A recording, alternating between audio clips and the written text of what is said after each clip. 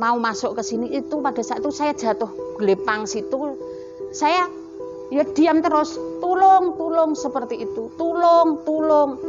Sebelum ada orang malaikat tidak ada yang menolong, saya masih tolong karena saya tidak sahabat berdiri Mas, karena saking licinnya.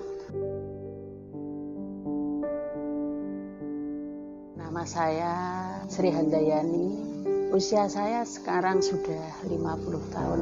Saya bertempat tinggal tepatnya di Dusun Templek, Desa Jambon. Film dokumenter Pengabdian untuk Negeri dari Sabda Langit mengisahkan kisah inspiratif dari seorang guru yang ada di pelosok desa di Dusun Wates, Kabupaten Grombongan yang bernama Ibu Handayani. Seorang pahlawan tanpa tanda jasa yang memberikan apa yang beliau bisa berikan untuk mendidik anak bangsa. Tanpa memandang gaji yang beliau dapat dan juga tantangan yang beliau hadapi, beliau tetap melakukan pekerjaannya dengan tulus hati untuk mencerdaskan anak-anak bangsa. Rumusan masalah yang ada di film dokumenter Pengabdian untuk Negeri ini adalah: yang pertama, jarak yang jauh serta akses jalan yang kurang layak. Yang kedua, gaji dan tunjangan seorang guru yang melakukan pengajaran pada sekolah terpencil yang tidak memadai. Yang ketiga, sarana dan prasarana sekolah yang tidak memadai, tidak seperti sekolah yang berada di tengah kota. Yang keempat, kurangnya literasi pada warga sekitar, sehingga memiliki prinsip yang kurang layak untuk diikuti. Dan yang terakhir adalah kurangnya tenaga pendidik.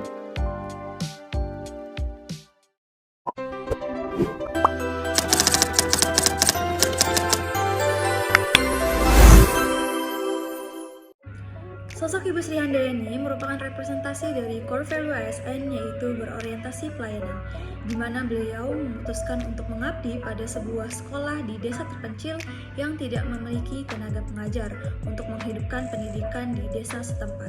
Dan sekolah yang beliau pilih adalah SD Pojok Kecil Desa Wates. Hal ini merupakan wujud dari pribadi Ibu Sri yang memahami dan memenuhi kebutuhan masyarakat. Dalam menjalankan profesinya sebagai seorang tenaga pendidik, Ibu Sri Handayani selalu melaksanakan tugasnya dengan penuh tanggung jawab dan berintegritas. Bahkan ketika sedang berada di dalam kondisi berduka pasca kehilangan suami tercintanya sekalipun, Ibu Sri Handayani tidak meninggalkan tanggung jawabnya sebagai pengajar dan tetap datang ke SD Pojok Kecil untuk mengajar adik-adik di sekolah tersebut. Melalui film pendek yang berjudul Pengabdian untuk Negeri ini, kita dapat simpulkan bahwa Ibu Sri Handayani merupakan sosok yang kompeten. 16 tahun sudah beliau mengabdikan dirinya pada SD Pojok Kecil Desa Wates, dan selama itu pula beliau telah mendedikasikan dirinya untuk terus memberikan yang terbaik, untuk terus memberikan pendidikan dengan kualitas terbaik bagi anak-anak di Desa Wates. Tidak hanya itu, selain bekerja sebagai tenaga pendidik, Ibu Sri Handayani juga bekerja sebagai penjahit yang ia lakukan sebelum berangkat ke sekolah. Dan penghasilan dari profesinya sebagai penjahit ini ia manfaatkan untuk membiayai kuliah anak-anaknya. Nilai yang telah diterapkan berikutnya yaitu harmonis. Sikap tersebut ditunjukkan dengan dekatnya ibu guru dengan para siswa dan warga sekitar yang dibuktikan dengan permintaan untuk tidak pindah dari sekolah tersebut. Selain itu, Bapak dan Ibu guru memiliki kesatuan visi dengan tulus memajukan pendidikan di sekolah tersebut. Nilai berikutnya yaitu loyal. Sikap rela berkorban yang diwujudkan dengan terus mengabdi di sekolah tersebut meskipun mendapat tawaran untuk pindah dan meskipun gaji yang didapatkan tidak dapat mencukupi kebutuhan hidup. Selain itu, beliau juga setiap harinya melalui jalan terjal untuk terus mengabdi di sekolah tersebut. Ibu Sri Handayani telah menerapkan nilai adaptif di mana beliau selalu berdedikasi dan mengutamakan kepentingan bangsa dan negara. Beliau selalu mengedepankan tujuan beliau, yaitu mencerdaskan anak-anak bangsa tanpa memandang gaji maupun tantangan yang sering beliau hadapi.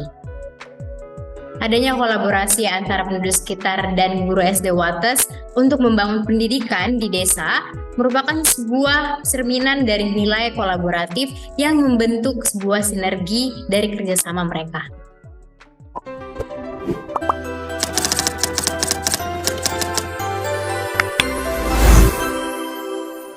Alternatif pemecahan masalah yang dapat dilakukan yaitu yang pertama, memperbaiki sarana dan prasarana penunjang sekolah. Yang kedua, peningkatan kualitas dan kuantitas SDM pengajar. Yang ketiga, peningkatan kesejahteraan pengajar. Keseluruhan pemecahan masalah tersebut akan bermuara pada peningkatan kualitas pelayanan dan kompetensi yang dilakukan oleh guru, sehingga kualitas pendidikan menjadi meningkat. Konsekuensi dari pemecahan masalah tersebut adalah sekolah harus terus berkoordinasi dengan dinas terkait untuk memperbaiki kualitas sarana, prasarana, serta pengajar yang ada di sekolah tersebut. Sehingga para pengajar tidak perlu memberikan extra effort untuk melakukan pelayanan kepada siswa-siswa di sekolah tersebut.